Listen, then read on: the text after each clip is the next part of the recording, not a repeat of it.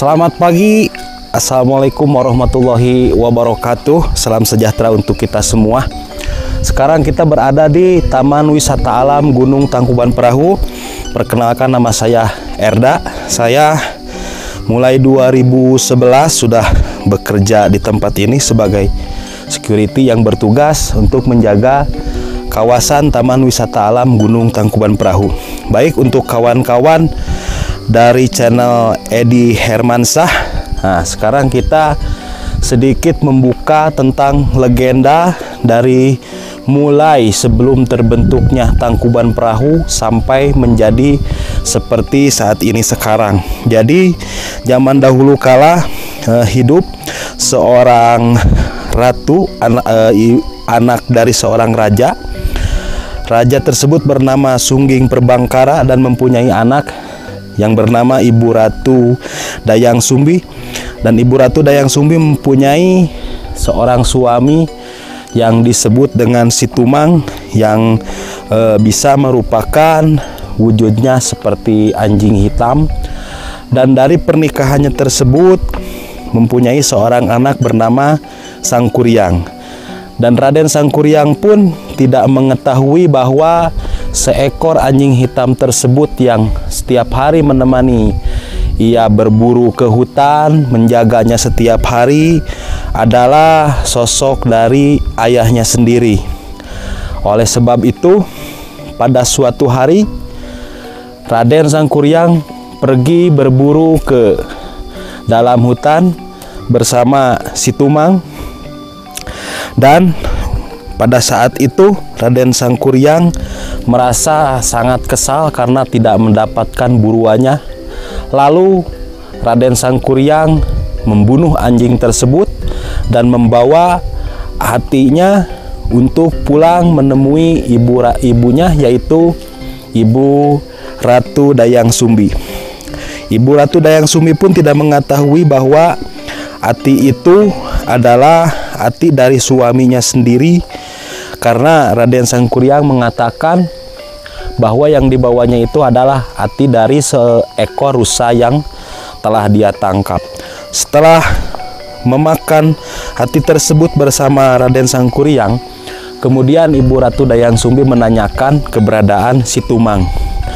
Lalu Raden Sangkuriang mengatakan bahwa ya itulah yang barusan kita makan, itu Ati dari Situmang yang barusan telah saya bunuh.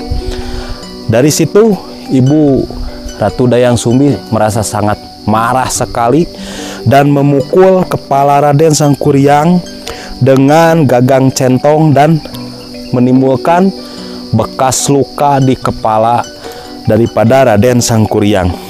Oleh sebab kejadian itu, Ibu Ratu Dayang Sumbi lalu mengusir Raden Sangkuriang dari rumahnya.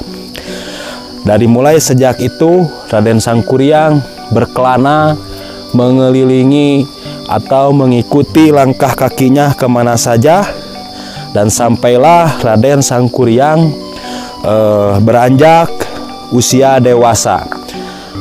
Dan secara kebetulan Ibu Ratu Dayang Sumbi bertemu kembali dengan Raden Sangkuriang, karena Ibu Ratu Dayang Sumbi itu mempunyai wajah yang sangat awet muda, dan Raden Sangkuriang pun tidak menyadari bahwa itu adalah ibundanya sendiri.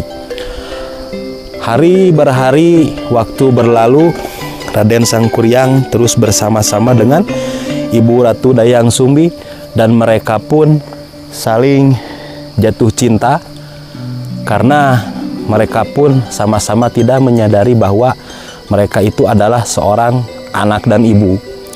Pada suatu ketika Raden Sangkuriang tiduran di atas pangkuan Ibu Ratu Dayang Sumbi. Kemudian Ibu Ratu Dayang Sumbi sambil mengusap-ngusap kepala daripada Raden Sangkuriang, dan Ibu Ratu Dayang Sumbi menemukan bekas luka yang dulu ia pukulkan di kepala Raden Sangkuriang. Dari sejak saat itulah Ibu Ratu Dayang Sumbi menyadari bahwa Raden Sangkuriang itu adalah anaknya. Tetapi Raden Sangkuriang tidak mempercayai akan cerita dari ibunya itu, dan dia tetap bersikeras akan menikahi Ibu Ratu Dayang Sumbi yang merupakan adalah ibunya sendiri. Lalu Ibu Ratu Dayang Sumbi memberikan suatu persyaratan apabila Raden Sangkuriang dapat menjalankan persyaratan tersebut, bahwa Ibu Ratu Dayang Sumbi akan bersedia dinikahi oleh Raden Sangkuriang. Ibu Ratu Dayang Sumbi meminta kepada Raden Sangkuriang dalam waktu 1 malam untuk membuatkan suatu bendungan agar menjadi danau, yaitu yang sekarang itu disebut dengan Sungai Citarum, dan membuatkan satu perahu yang besar untuk berlayar bersama Raden Sangkuriang. Kemudian Raden Sangkuriang menyanggupi persyaratan tersebut. Mulailah Raden Sangkuriang dengan bantuan daripada anak buahnya yang merupakan sebagian dari kalangan bangsa Jin mulai untuk membendung Sungai Citarum dan untuk mulai membuat sebuah perahu yang sangat besar. Dan ketika malam sebetulnya masih panjang, Ibu Ratu Dayang Sumbi memohon kepada Sang Maha Kuasa agar dengan cepat untuk menerbitkan pajar agar persyaratan yang Ibu Dayang Sumbi berikan kepada Sangkuriang tidak tercapai, agar pernikahan mereka pun bisa tidak terjadi. Kemudian setelah Ibu Ratu Dayang Sumbi berdoa kepada Sang Maha Kuasa, lalu Ibu Ratu Dayang Sumbi mengambil selendangnya sendiri, lalu mengipaskan di depan kediaman Ibu Ratu Dayang Sumbi, dan dengan keajaiban yang terjadi atas izin Yang Maha Kuasa, meskipun belum tepat waktunya untuk pajar terbit terlebih dahulu, dan Sangkuriang menyadari bahwa pekerjaannya belum selesai dan pajar telah tiba. Berarti Sangkuriang telah gagal untuk memenuhi persyaratan yang diberikan oleh Ibu Ratu Dayang Sumbi. Kemudian Ibu Ratu Dayang Sumbi menemui Sangkuriang dan mengatakan bahwa persyaratan yang aku berikan kepada engkau tidak mampu untuk menjalankannya, karena danau yang aku minta dan perahu yang aku minta belum jadi semua engkau buat, tetapi pajar telah tiba.